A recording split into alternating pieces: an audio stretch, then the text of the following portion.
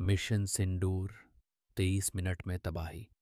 22 अप्रैल 2025 सुबह के 9 बजे पहलगाम की शांत वादियों में गोलियों की आवाज़ गूंजी। एक के बाद एक धमाके, चीखते हुए लोग, और खबर आई, 26 मासूमों की जान चली गई।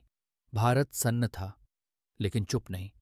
इस बार जवाब नहीं, संदेश देना था। वो सिर्फ एक आतंकी हमला नहीं था, वो सीधा भारत की आत्मा पर वार था। 26 जानें गई थीं। उनमें एक बच्चा था जो स्कूल के लिए निकला था, एक बुजुर्ग जो सुबह की चाय पी रहे थे, और एक सैनिक छुट्टी पर घर आया था। पूरे देश का खून खौल उठा। पीएम मोदी ने उसी रात आपातकालीन बैठक बुलाई। टेबल पर बैठे थे सेना, वायुसेना और नौसेना के प्रमुख। प्रधानमंत्री ने सिर्फ एक बात कही, इस बार आर पार। कोड नेम दिया गया, मिशन सिंदूर। जैसे दुल्हन का सिंदूर उसकी पहचान है, वैसे ही ये मिशन बनने वाला था भारत के प्रतिशोध की पहचान। एयरफोर्स के 6 राफेल जेट तैयार हुए, SKLP मिसाइलों से लैस। टारगेट पाकिस्तान के भीतर 9 आतंकी ठिकाने। आर्मी की रॉ यूनिट ने पूरी जानकारी जुटाई। नेवी ने अरब सागर से निगरानी शुरू कर दी, और समय तय हुआ 6 मई रात 8 बजे। विंड उजियो 3 AM राफेल जेट्स ने टेक ऑफ किया। 8:31 AM एयर स्पेस में प्रवेश। 8:40 AM पहला मिसाइल गिरा बहावलपुर के कैंप पर, और फिर 23 मिनट में एक के बाद एक 9 ठिकाने ध्वस्त। हर मिसाइल सीधा निशाने पर लगी।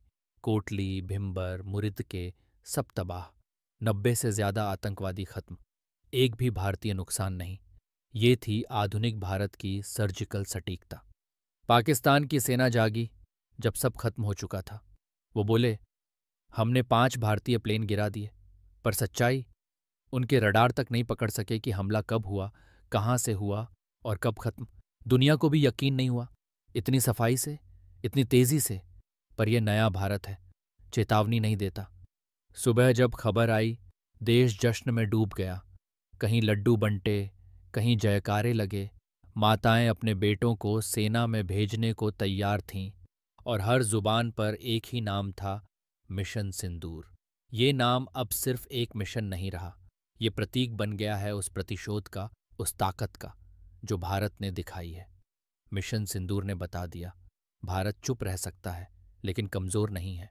अगर कोई मासूमों का खून बहाएगा, तो भारत उसकी नींद, सुकून और ज़मीन तीनों छीन लेगा। जय हिंद, वीरों को नमन।